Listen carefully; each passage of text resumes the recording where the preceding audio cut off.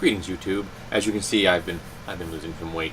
I thought that I would do a tag video today, in particular a tag video that deals with reading, because I am a reader, and there are 7 questions. So here we go. How do you find out about new books, new books to read? Well, I actually don't read a lot of new books. I do take book reading recommendations from online sources. I am subscribed to a number of booktubers. And I read a lot of different blogs that people have general community discussions, and books often come up. But I am a person that normally stumbles upon books. I do not often directly seek out a book, because I find almost all the books I read at yard sales and flea markets and thrift shops. And there's a donation at my grocery store I go to every day. Or not every day, but every week. And you can pick up books for $1. So I find books that way, wicked cheap. I rarely spend more than $3 for a book when I purchase a book. It does happen, but not often. And normally if I pay more than that, it's a role-playing book of some variety. 2, how did you get into reading? My father is a compulsive reader, and when I grew up around him, and I picked up the habit. So that's the way I got into it. When I was a kid, he would keep a 3x5 card, a synopsis of every book he read. I have no idea why he did that. I still have no idea why he did that. I believe he still keeps notes to a certain extent on the books he reads, though nowadays mostly what he's reading in his retirement are westerns and espionage, things like that. Crime dramas, things like that, for thrillers. 3, how has your taste in books changed as you've gotten older? Well, I no longer read fiction, so there's a big change. When I was younger, I read nothing but fiction, and then time began to move on. I began to intersperse fiction and nonfiction, and then I just drifted completely into nonfiction. I didn't plan it that way. It wasn't something that was a decision on my part. I just realized one day that I had purchased a fiction book, and it had been a year since I bought it, and I hadn't read it yet, and I realized I didn't have any plans on reading it, so I stopped buying fiction. I have one book of fiction in my queue over here, which is The Phantom Tollbooth, which I've never actually read, though I love the film. I still don't own the film on DVD. I have to change that. I still read at home. I read role-playing books, which I consider to be metafiction. I consider it to be fiction that I can create in my own mind, and I read the setting, and I read the rules, and I read the different ways of playing a character, and I can come up with different ideas that way.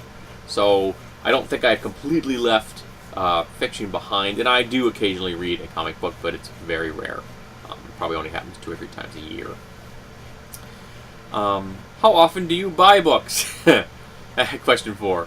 I have to make an effort not to buy books, and I've been good. I haven't bought any books in a couple of weeks, which is great for me, and I'm trying not to. But again, since I stumble upon books, if I find a book that I know I'm going to want to read someday and I'm going to pay 50 cents for it, I should probably buy it then.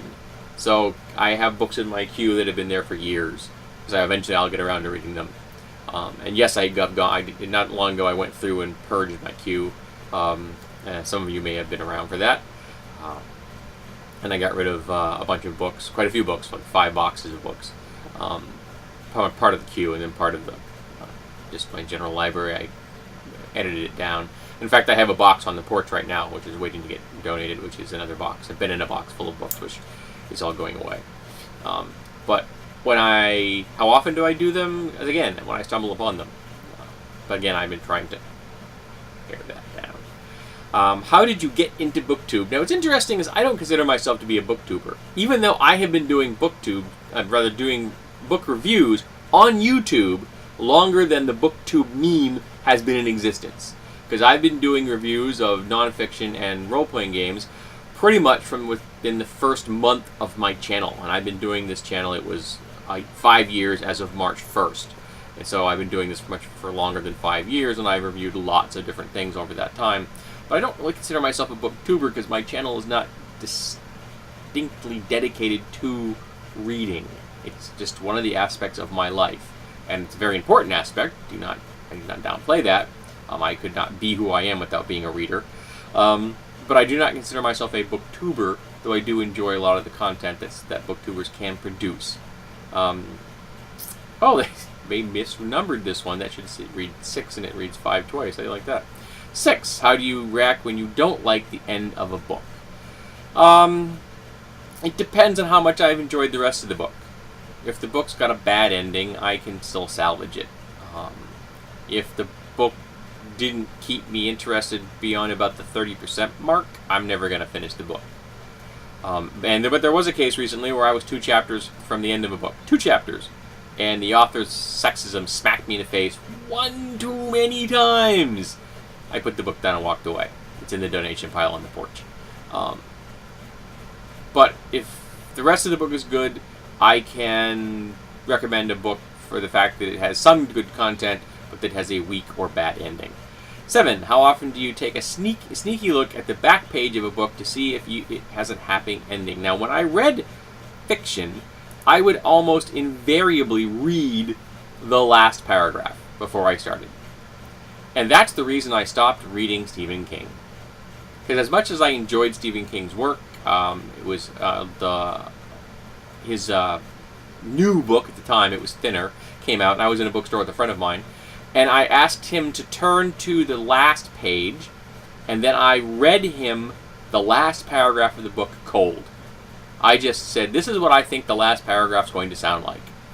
And then he read the last paragraph, and the last paragraph sounded just exactly the way I said it was going to sound, and I realized I no longer needed to read Stephen King. Doesn't mean I didn't enjoy some of King's books, doesn't mean I can't recommend some of his work, but I got to the point where I knew his style so well that I really didn't think he was going to bring anything new to the table for me. And that was in the beginnings when I began to realize that my tastes had diverged into the non-fiction realm, though I did not at that time think I would ever stop reading fiction. But, these things do happen. So I used to always check the last paragraph. I don't know when I started doing it. I don't think I did it when I was really young, but it was like sometime in my maybe post-teen years I started doing it. But again, I still read huge amounts of fiction, so it didn't slow me down in the least. But I usually tended to like to see how the person finished the book, because kind of like how the presentation was in some ways. It's like it's the difference between seeing how a meal is presented to you and then taking a bite. The presentation is important. If you're into going to a restaurant for something, it should look good as well as taste good. And I think reading that last paragraph in kind of ways was taking a look at the presentation of the book and then delving into the content thereof.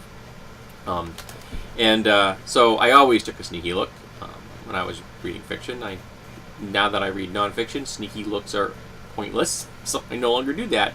Nor do I do it when I'm reading role-playing games, because that is also pointless, because usually it's just the index. Indexes aren't particularly interesting to read.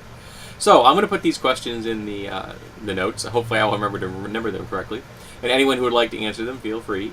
And if anyone out there is a booktuber and would like to respond, I'd appreciate that. I respect a lot of the thoughts that booktubers have to say. They are, like myself, diehard readers, and there needs to be more of us in the world.